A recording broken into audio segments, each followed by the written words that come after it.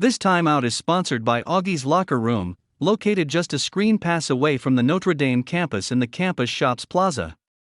Augie's features the largest collection of Notre Dame football memorabilia and gifts, including rare and hard-to-find items. Check out his website at augieslockerroom.com for the latest news and items. Augie's Locker Room, a Notre Dame tradition.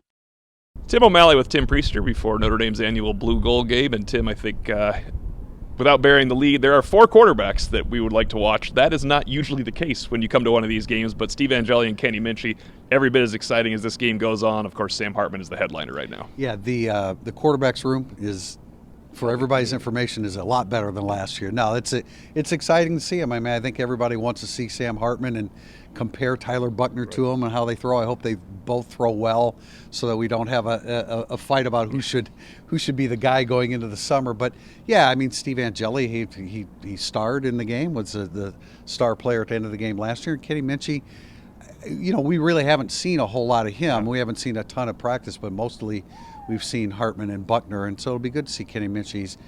He has always been accurate from what we've seen. I imagine he will be again today. Down one athlete, Lorenzo Styles, but the wide receiving core this year also seemed improved.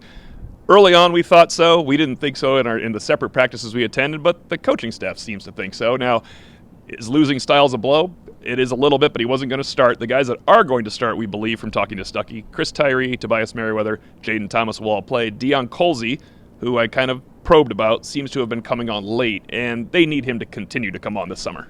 Yeah, with regards to Lorenzo Styles, I mean, it wasn't a good situation for him anymore on the offensive side. Chris Tyree moved over there, as you said. Stuckey kind of clarified for us that, you know, he's doing some really good things.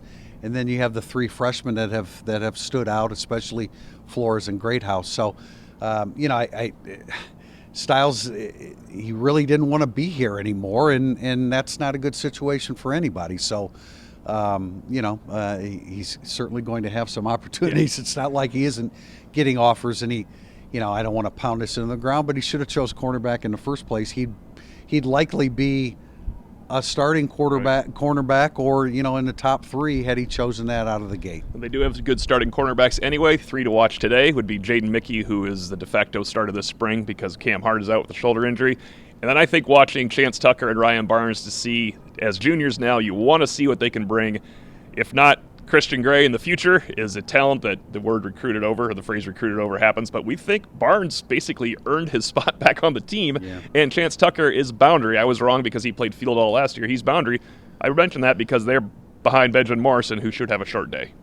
Yeah, he'll have a very short day. I wondered why Jabron Payne was picked over Roderick Estime, and then you guys said they're probably not going to give the ball to Estime too much. But, yeah, with regard to the cornerbacks and the wide receivers, for me, it's the quarterback throw, you know, the hookups, the matchups between quarterback and receivers. That's what we're looking for. I mean, I think that's the most exciting part of all this, because you do have all these.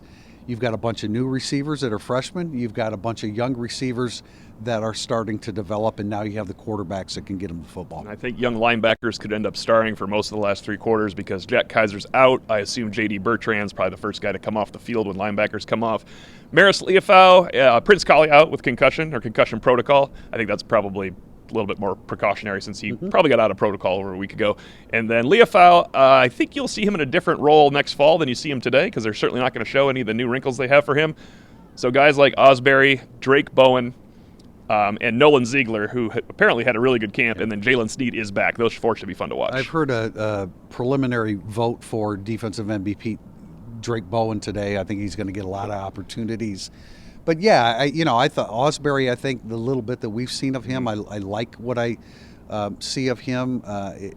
Speaking with him, he's a very mature kid, so you start putting the two components together, and you think you had a pretty good football player there. But, we aren't going to read too much into today because it's mixing and matching, and I guess we've kind of talked about a different format for the Blue Gold game moving forward. I don't know that that's going to happen, but I think that Marcus Freeman would like to make some adjustments as to how this day is held. And mixing and matching offensive and defensive lines is not the way to do it. Yeah, they don't do that in the other 14 practices, if that was beneficial, they would do it that way. So I don't know if the format changes after today, but I think that they'd like to tweak it a little bit so that it matches what they've done through the first 14 practices. Pressures are allowed defensively. Is it every 4 snaps, every 4 snaps? So I think we will get to see what we want to see. Some downfield to young. Aside from like a Osberry or a leaping Tobias Merriweather touchdown or a Rico Flores making plays, what's something else you think your pick to click today? Well, I don't know necessarily pick to click, but what I want to see Billy Schrouth play, and I don't expect any cohesion amongst the lines, so you have to focus individually. Here's the play.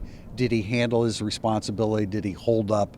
Those are the kind of things. But all that stuff is difficult to observe until you actually sit down and go over the game again.